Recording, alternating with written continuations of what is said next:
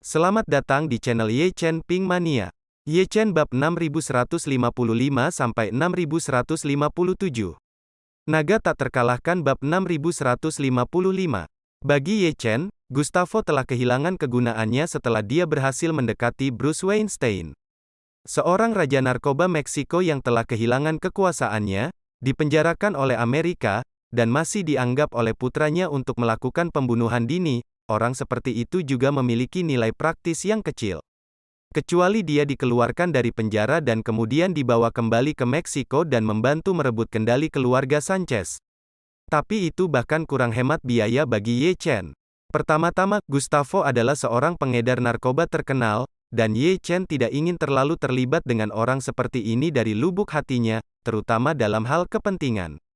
Kedua, Gustavo adalah gembong narkoba yang telah bersusah payah diekstradisi kembali oleh pemerintah AS dari Meksiko, dan juga merupakan pencapaian besar pemerintah AS dalam memerangi narkoba, dan pemerintah AS, atas pertimbangannya sendiri, akan memastikan bahwa dia selalu dikurung di penjara AS, dan begitu dia melarikan diri dari penjara, itu akan menjadi tamparan bagi sistem peradilan AS. Pada saat itu, pemerintah AS hanya akan semakin panik dan ingin mengambilnya kembali, sehingga bahkan jika Sanchez kembali ke Meksiko untuk mendapatkan kembali kekuasaannya, saya khawatir tidak akan bisa mendapatkan waktu beberapa hari lagi. Waktu masih akan kembali ke tempat ini.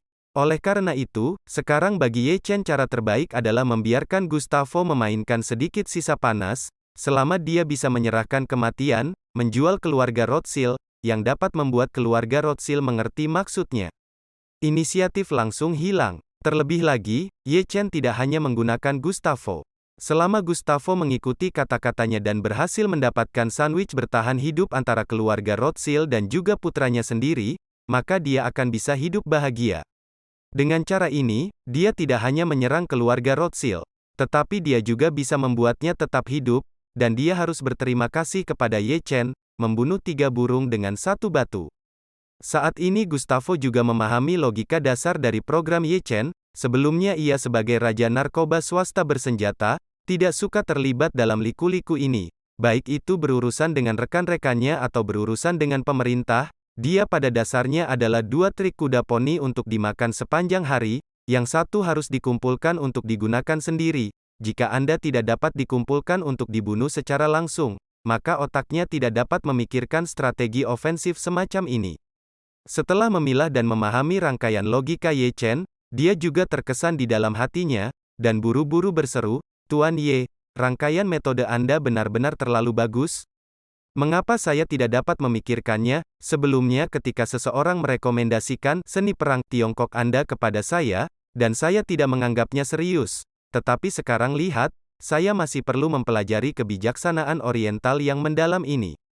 Ye Chen menatapnya dan tersenyum sedikit. "Kamu tidak perlu mempelajari ini sekarang. Lagi pula, kamu tidak mungkin bisa keluar dari penjara ini seumur hidupmu. Selama kamu melakukan apa yang aku katakan, kamu akan bisa untuk melawan kematian, dan kamu bisa berbaring saja di penjara ini di masa depan." Gustavo tersenyum sinis dan mengangguk penuh perhatian setuju. "Anda benar, Tuan Ye. Saya hanya harus menghabiskan masa tua saya di penjara ini di masa depan." Ye Chen mengangguk dan melambaikan tangannya. "Baiklah, cepat rekam videonya, biar saya lihat setelah merekamnya. Jika tidak ada yang salah, Anda bisa mengunggahnya secara online." "Bagus." Gustavo buru-buru berkata, "Saya akan pergi dan merekamnya sekarang." Konferensi video online keluarga Rothschild akhirnya berakhir. Terima kasih masih menyimak channel Ye Chen Ping Mania. Naga tak terkalahkan bab 6156. Tim investigasi yang dipimpin FBI juga telah tiba di penjara Brooklyn dan menemukan jalan rahasia dalam video di kantor sipir.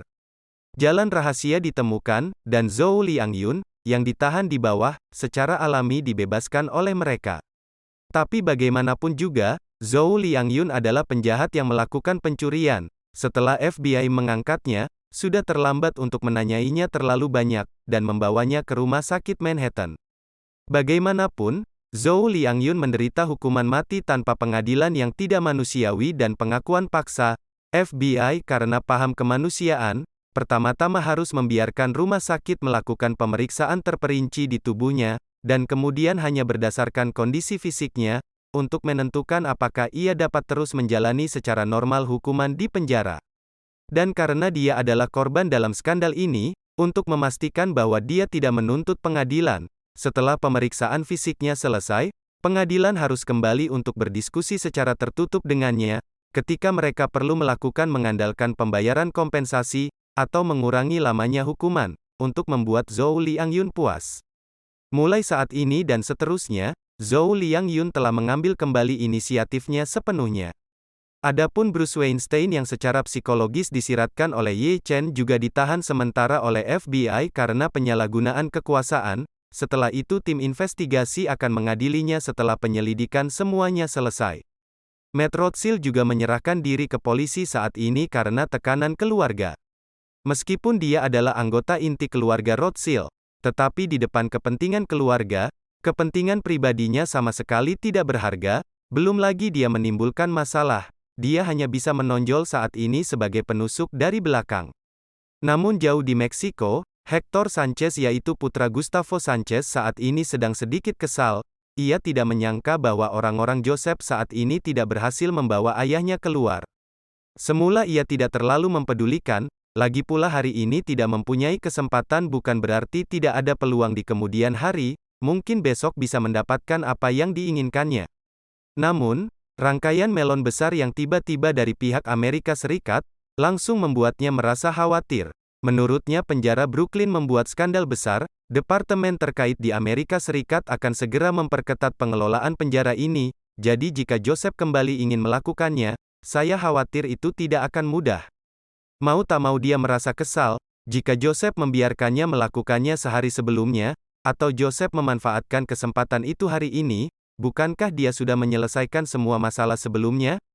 Namun, situasi saat ini adalah meskipun dia kecewa, dia tidak dapat menyelesaikan masalah yang ada di depannya, jadi dia hanya bisa berharap Joseph masih dapat menemukan titik terobosan, dan jika dia benar-benar tidak bisa, dia akan mengirim seorang pembunuh ke penjara Brooklyn untuk mencari kesempatan menghabisi ayahnya.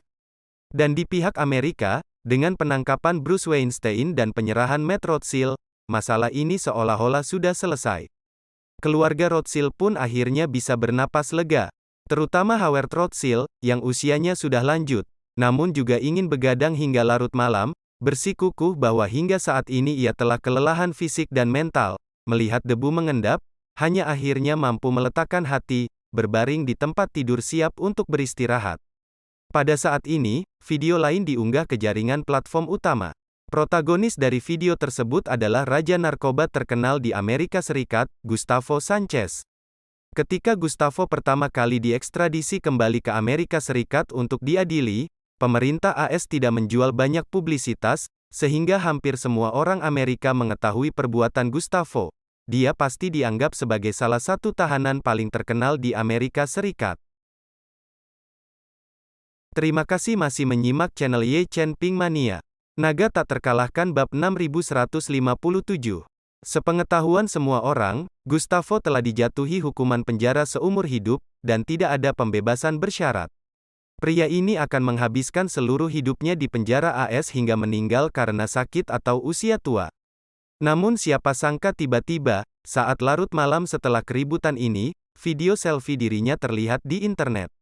Fakta bahwa seorang narapidana yang sedang menjalani hukuman penjara tiba-tiba memposting video selfie di internet menunjukkan dua hal yang luar biasa. Satu adalah bahwa orang ini bahkan dapat menggunakan ponsel di penjara, dan yang lainnya adalah bahwa orang ini bahkan dapat mengakses internet saat berada di dalam penjara. Hal ini langsung membuat netizen Amerika yang makan menjadi 12. Dan apa yang ada di video Gustavo bahkan lebih eksplosif. Di awal video, dia sangat marah dan berkata ke kamera, "Halo, saya Gustavo Sanchez dari Meksiko, saat ini saya berada di penjara Brooklyn di New York, Amerika Serikat, saya ingin menuduh keluarga Rothschild pengkhianatan, menyeberangi sungai untuk mendobrak jembatan di sini, karena Rothschild kata-kata keluarga kurang ajar ini tidak dapat dipercaya, pisau penikam, siang hari ini saya hampir mati di penjara Brooklyn." Saat videonya tiba, semua penonton merasakan ledakan rasa takjub dan senang yang luar biasa. Tanpa diduga, melon besar lainnya datang di tengah malam. Dan itu masih melon yang sangat besar. Salah satu raja narkoba paling tangguh di dunia, mencabik-cabik keluarga terbesar di dunia di penjara. Drama semacam ini bahkan tidak bisa disebut tahunan. 3 tahun 5 tahun mungkin tidak dapat mengambil kesempatan untuk menontonnya. Itu juga karena identitas pihak-pihak yang terlibat dalam pemboman. Video dari saat Gustavo menunjukkan wajahnya, tingkat kekentalan dan retensinya sangat tinggi. Hampir tidak ada orang yang menutup video ini saat ini. Semua orang masuk depan layar komputer atau ponsel, menonton tanpa berkedip. Saat ini, Gustavo berkata dengan marah, "Ketika pemerintah AS ingin mengekstradisi saya dari Meksiko ke AS untuk diadili, saya 10.000 kali enggan, dan bahkan beberapa kali ingin melarikan diri dari Meksiko dan pergi ke negara lain untuk berlindung. Keluarga Rothschild lah yang menemukan saya dan berjanji kepada saya bahwa selama saya berhasil diekstradisi ke AS oleh pemerintah AS, mereka pasti akan mengatur agar saya berada di penjara di bawah penjara yang mereka kendalikan sepenuhnya.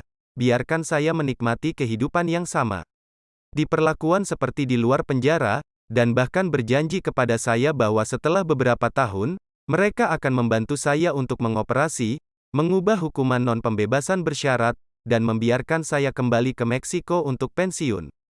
Karena itulah saya ditempatkan di penjara Brooklyn oleh keluarga Rothschild, dan pada awalnya, keluarga Rothschild memenuhi janji mereka dan memberi saya kondisi yang relatif lebih unggul. Tetapi saya tidak pernah bermimpi bahwa keluarga Rothschild yang terkenal akan mengingkari janji mereka begitu dengan cepat.